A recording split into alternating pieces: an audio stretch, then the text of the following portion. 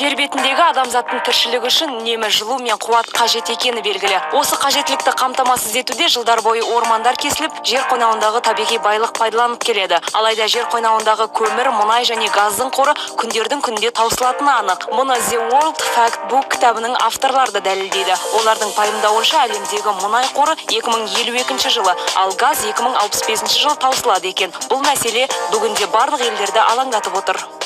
Орегон штаты университетінің ғалымдары жаңа құрылғы ойлап тапты. Оның көмегімен теңіз толқынынан энергия алуға болады. Жаңа жасама тек қуат көзін ғана өндіріп қоймайды. Сонымен қатар толқынның тербелісін және биіктігін алдын ала болжауға септігін тигізеді.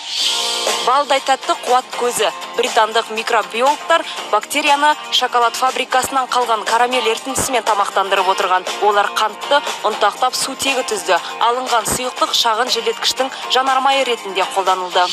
Әлемдегі ең қуатты гидротурбина. Бұл электростанция Қытай елінде орналасқан, қуаттылығы 800 мегаватты құрайды. Болашақта станцияға бір жылдан сағатына 30 миллиард киловатт энергия шығаратын қуаттығы жоғары 7 бірдей гидротурбина орнатылмақ. Нәтижесінде аспан асты елі шығысы мен батыс жақтағы қалаларын электр қуатымен толық қамтамасыз етпек.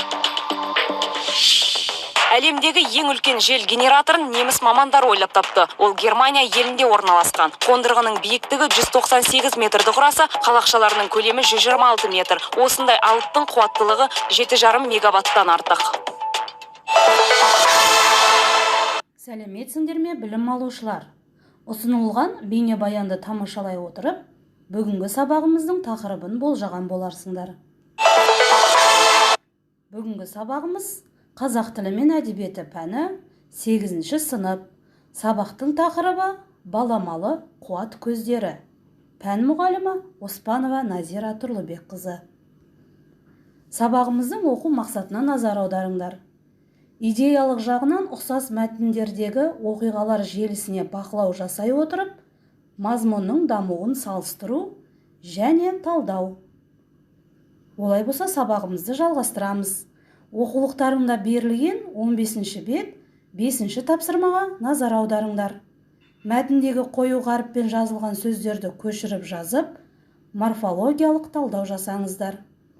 Мәтінде берілген сөздер: жеке жайда тұру, көзіме елестетемін, жеделдетіп, ертелі кеш соны, зияткерлік, ойым онға, санам санға, хауыздың, мәжнүн талын, аспалы шам, аталымына. Мұқият болыңдар. Келесі тапсырмаға қараңыздар. 15-ші бет 7-ші тапсырма. Суретте берілген жеке жайды безендіру үшін қандай заттарды пайдаланар едің? Пайдаланатын заттарыңды диаграммаға толықтырып жазыңдар. Мұқият болыңдар, балалар. Олай болса, үйге берілетін тапсырманы назар аударыңдар. 16-шы бет 10-шы тапсырма.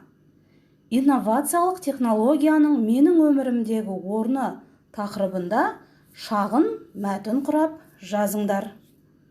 Іске сәт, балалар. Сонымен бүгінгі сабағымызды қорытындылаймыз.